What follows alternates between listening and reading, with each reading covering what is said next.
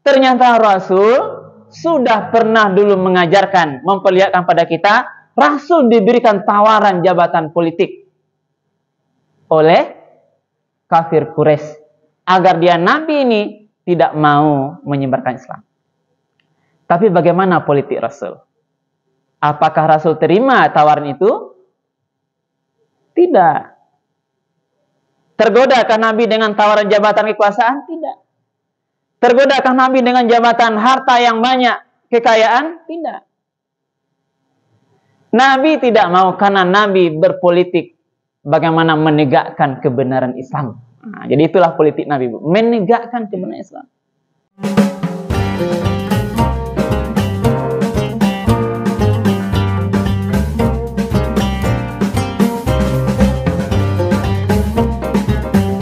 Bismillahirrahmanirrahim. Assalamualaikum warahmatullahi wabarakatuh. Alhamdulillahirabbil alamin, alladzi ahyana ba'dama amatana wa ilaihin nusyur. Asyhadu an la ilaha illallah wahdahu la syarikalah wa asyhadu anna Muhammadan abduhu wa rasuluh sallallahu alaihi wasallam la nabiyya ba'dah. Faqala Allah ta'ala fil Qur'anil Karim, a'udzu billahi minasy syaithanir rajim. Bismillahirrahmanirrahim. Ya ayyuhalladzina amanu dukhulu fis silmi kaffah wa la tattabi'u khutuwatis syaitan innahu lakum aduwwun mubin. Sadaqallahul azim. Bapak-bapak, ibu-ibu, hadirin kaum muslimin, jemaah salat fardhu subuh yang dimuliakan oleh Allah. Marilah kembali kita sama-sama menyampaikan kalimat puji dan syukur. Alhamdulillahirabbil alamin. Segala puji bagi Allah Tuhan semesta alam, karena sampai pada subuh ini kita bersama-sama masih diberikan nikmat kesehatan, nikmat kesempatan, kemudian juga nikmat kemudahan-kemudahan, sehingga dengan nikmat-nikmat itulah kita masih bisa melanjutkan kewajiban fardhu subuh kita secara berjamaah di masjid yang sama-sama kita cintai ini. Mudah-mudahan seluruh ibadah yang kita laksanakan pagi ini diterima dan dibalas oleh Allah dengan pahala yang berlipat ganda. Amin ya rabbal alamin.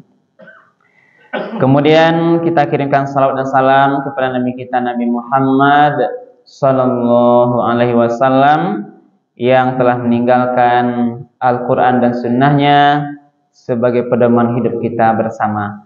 Mari ibu dan bapak selalu dimanapun kita berada, kapanpun waktunya, seluruh aktivitas kita itu jangan sampai terlepas dari panduan Al-Quran dan sunnah-sunnah Rasulullah. Bapak-bapak dan ibu-ibu para jemaah yang dimuliakan Allah, pada subuh ini dasar tausiah kita adalah Al-Quran, surat Al-Baqarah ayat 208. Ayat ko acok tadanga deh Bapak Ibu mungkin.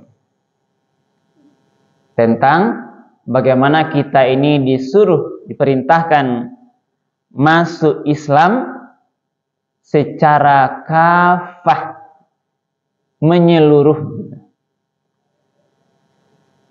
Jadi kalau lah dalam Islam nah artinya kalau kita sudah beragama Islam, ini di sini, wahai orang-orang yang beriman, masuklah ke dalam Islam itu secara keseluruhan. Kita akan mengkaji keseluruhan begini. Ini bagi kita gitu. Ayat ini perlu gandeng Ibu dan Bapak dengan ayat lain istilahnya. Kita satukan. Nah, di dalam ayat lain itu juga ada ayat menyatakan la ikraha fid din. Tidak ada paksaan ke dalam agama Islam. Ini berlaku bagi orang yang belum beriman. Jadi dalam konsep agama Islam tidak boleh memaksa orang masuk Islam. Tidak ada paksaan dalam beragama Islam. Ini bagi orang yang belum beragama Islam. Kenapa? Qad tabayyana rusydu minal ghayy, karena Islam itulah jalan kebenarannya. Tidak perlu diragukan. Sudah terbukti, sudah diyakini, maka tidak perlu dipaksa-paksa masuk Islam. Karena itu untuk dia sendiri sebenarnya. Islam inilah jelas kebenarannya. Tapi bagi kita yang sudah beriman ini, yang sudah lahir dari Islam ini, kita harus menguatkan namanya Muslim atau Islam itu secara kafah. A'udzubillahi minasyaitonirrajim. Bismillahirrahmanirrahim. Ya ayyuhalladzina amanu, wahai orang-orang yang sudah mengaku beriman. Jadi itu kitalah itu berapa? Udkhulu, masuklah. Nih udkhulu ini kan masanya kan fi'il amar ini, perintah. Udkhulu, masuklah kalian semuanya orang beriman, seluruhnya fisilmi, ke dalam Islam itu kafah, secara menyeluruh. Jadi tidak boleh tanggung-tanggung, tidak boleh masuk Islam. Ini dalam artian di mana apa nih? Kita akan kaji sekarang makna Islam. Kita lihat dulu ayat Ali Imran yang kita sering baca teman, yang seni di dalam khutbah dibaca khatib. Ya ayyuhallazina amanu taqullaha haqqa tuqatih wa la tamutunna illa wa antum muslimun. Wahai orang beriman, bertakwalah kepada Allah dengan sebenar-benarnya takwa. Jangan kamu mati kecuali dalam keadaan muslim. Apa makna muslim di sini? Maknanya adalah berserah diri, menyerah. Ini konsepnya muslim Islam. Jadi menyerahkan diri. Apa maksudnya? Sebagai seorang Muslim, kita serahkan diri ini dengan mengamalkan seluruh ketentuan-ketentuan yang sudah ditetapkan oleh Allah dan Rasulullah di dalam Al-Quran dan sunnah-sunnahnya. Berarti menyerah, Pak. Bapak mungkin paham makna menyerah ya. Jadi menyerah itu, saya akan pakai pagi ini logika seorang tahanan. Biar nanti, apa maksudnya menyerah tuh? Menyerah itu kan awak tidak bisa protes, tidak bisa mendongkol, itu tidak boleh. Berarti kalau kita masuk Islam itu pada makna utuh tuh, kita menyerahkan seluruh jiwa, raga, keyakinan secara totalitas. Menyerahkan diri. Nah, jadi kita pakai pagi ini apa contohnya menyerah benar. Nah, ini dalam konsep tahanan perang lah, karena kini kan zamannya perang ya, iya kan. Sekarang sedang di perang Israel Palestina itu. Nah, ini contoh. Nah, ketika terjadi sebuah pertempuran perang, ada pasukan musuh menyerang. Nah, contohnya ikutlah perang. Nah, lah diserang, dikelilingi, lah diadakan senjata, tidak ada lagi kesempatan melawan.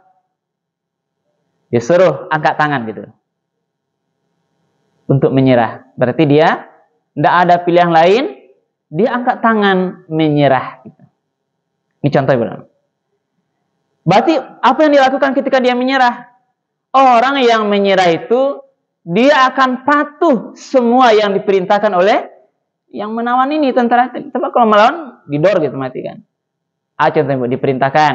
Nah, karena dia tadi sudah menyerah ke tangan, sudah ditawan, berarti kama disuruh nyepai.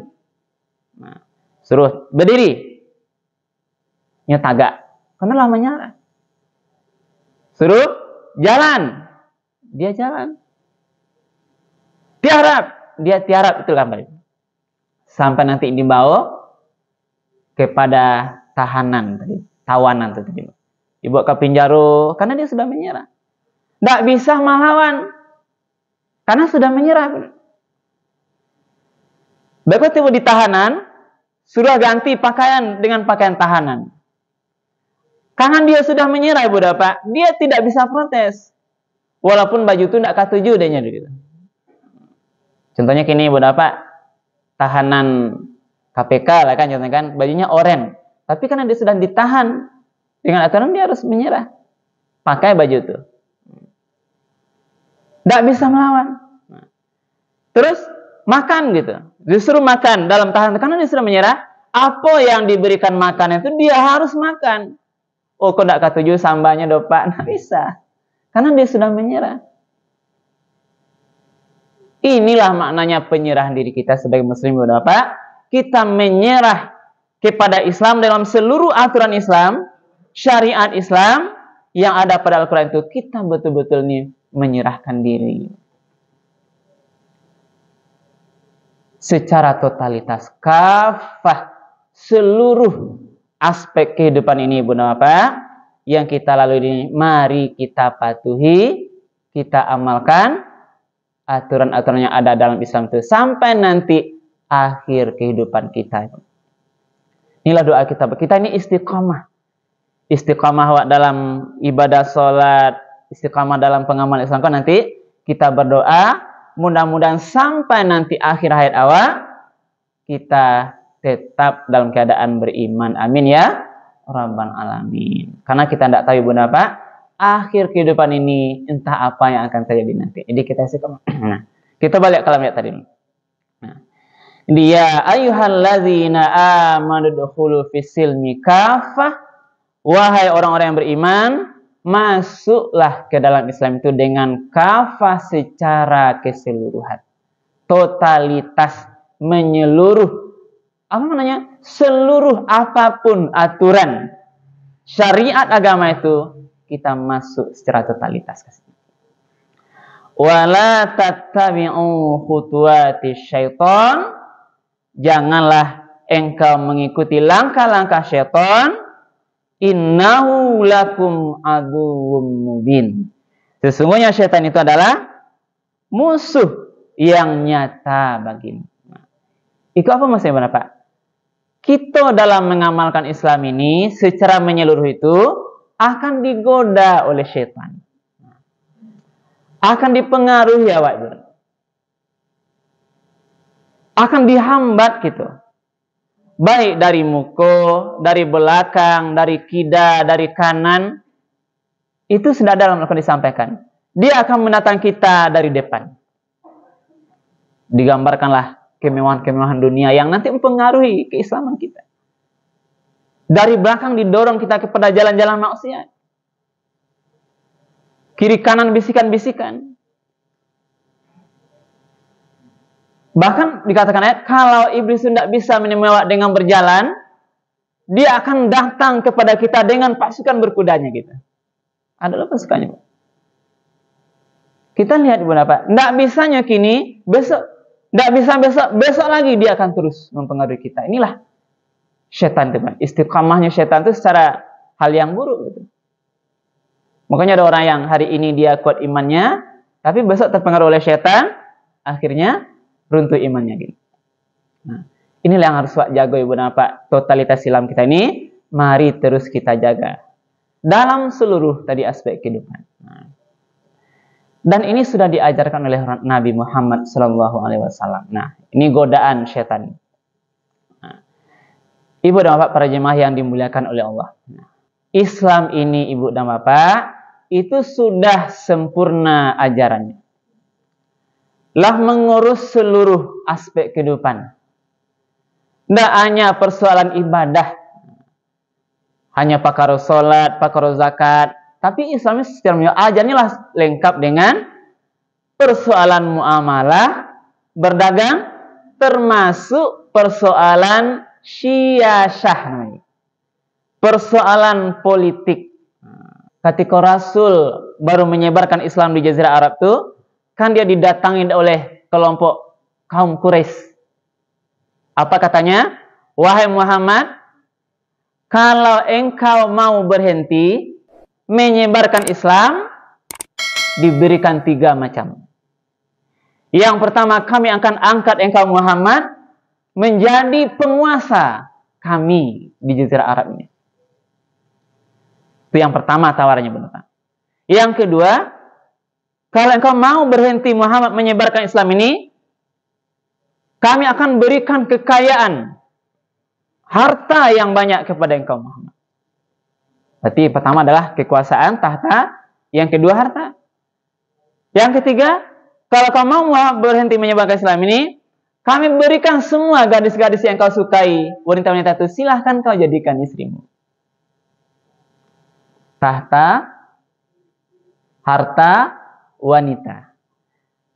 Kini aku bertanya kepada Pak, kira-kira diberikan tahta dan kekuasaan harta kok politik tidak kepada Pak? Ya Pak? Kekuasaan diberikan. Berarti ini tawaran politik. Karena mendapatkan kekuasaan. Ternyata Rasul sudah pernah dulu mengajarkan, memperlihatkan pada kita, Rasul diberikan tawaran jabatan politik oleh kafir Quraisy agar dia Nabi ini tidak mau menyebarkan Islam. Tapi bagaimana politik Rasul? Apakah Rasul terima tawaran itu? Tidak. Tergodakah Nabi dengan tawaran jabatan kekuasaan? Tidak.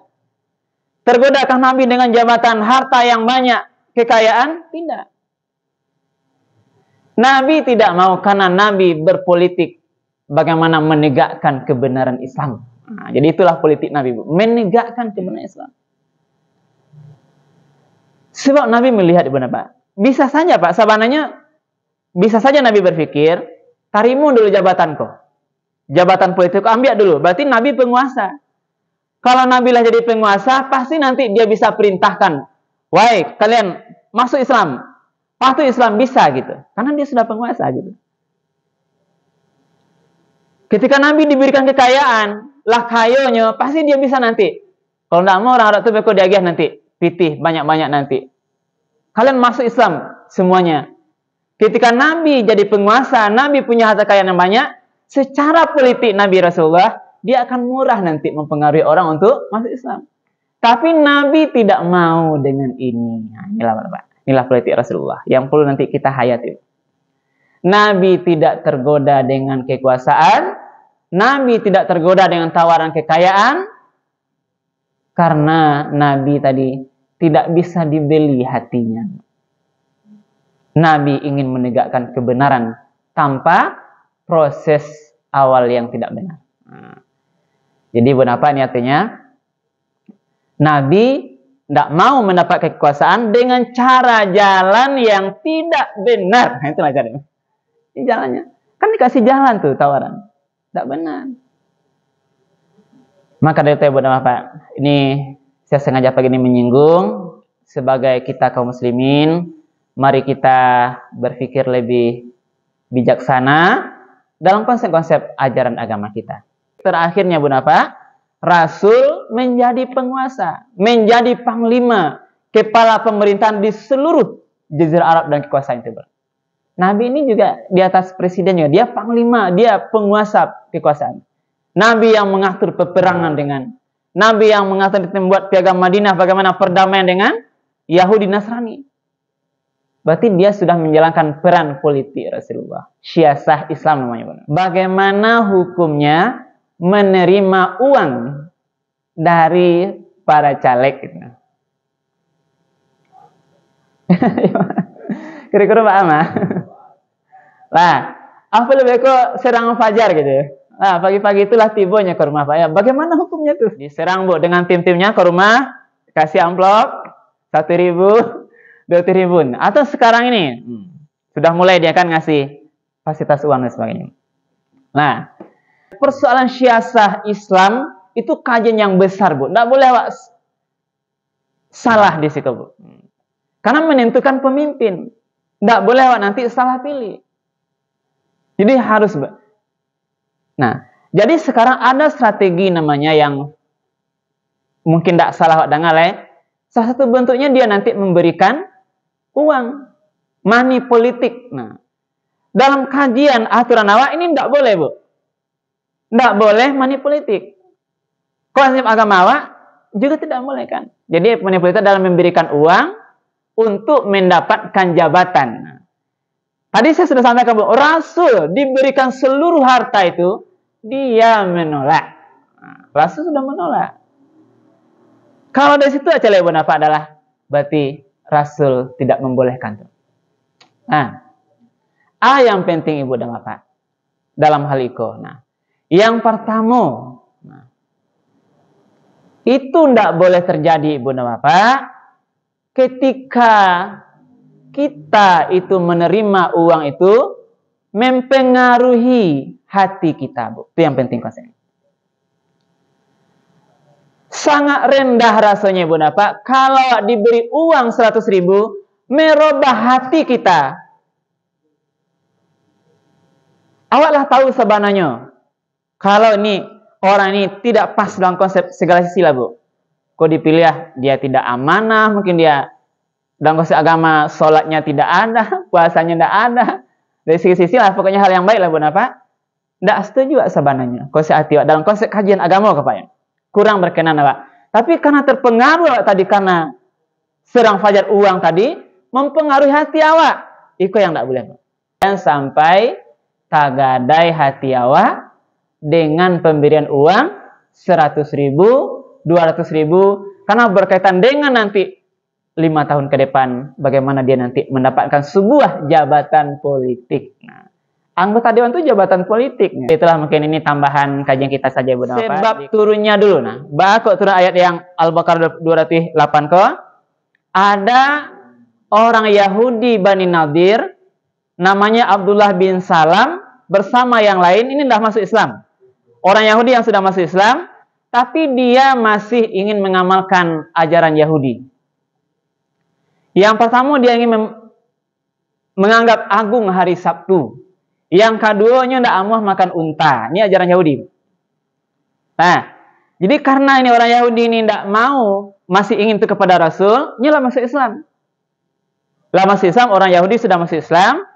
Ini Abdullah bin Salam dan kawan-kawannya, tapi dia menyampaikan pada Rasul, Rasul saya ingin bagaimana tetap nih yang dua ajaran Yahudi itu dipakai. Memuliakan hari Sabtu, tidak memakan unta, mengharamkan makan unta. Tapi maka itulah turun ayat kom. Kalau lama masuk Islam tuh seluruhnya kita tidak boleh tinggal ajaran Yahudi. Termasuk ini Umar bin Khattab. Nah, Umar bin Khattab itu dia suka membawa kitab Taurat. Dia bawa sering dia pegang. Lalu Rasul tegur dia. Apa kata Rasul?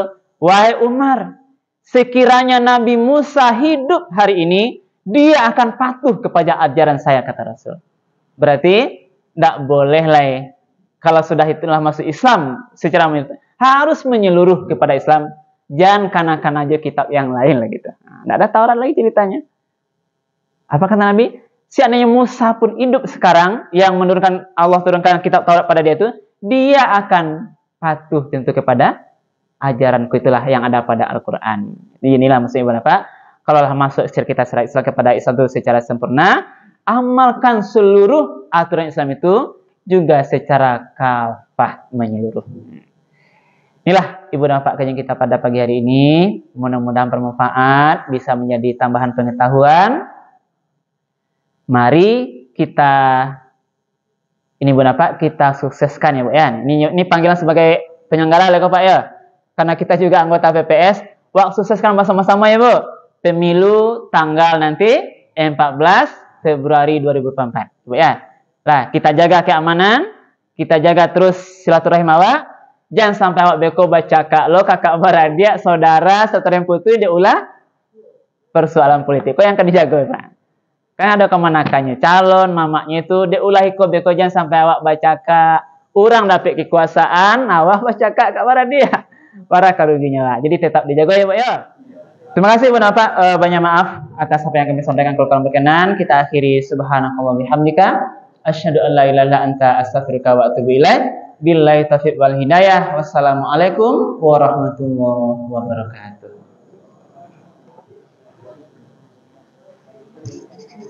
Ya, Pak Ji. Ya, Pak. Ya, Pak Ji.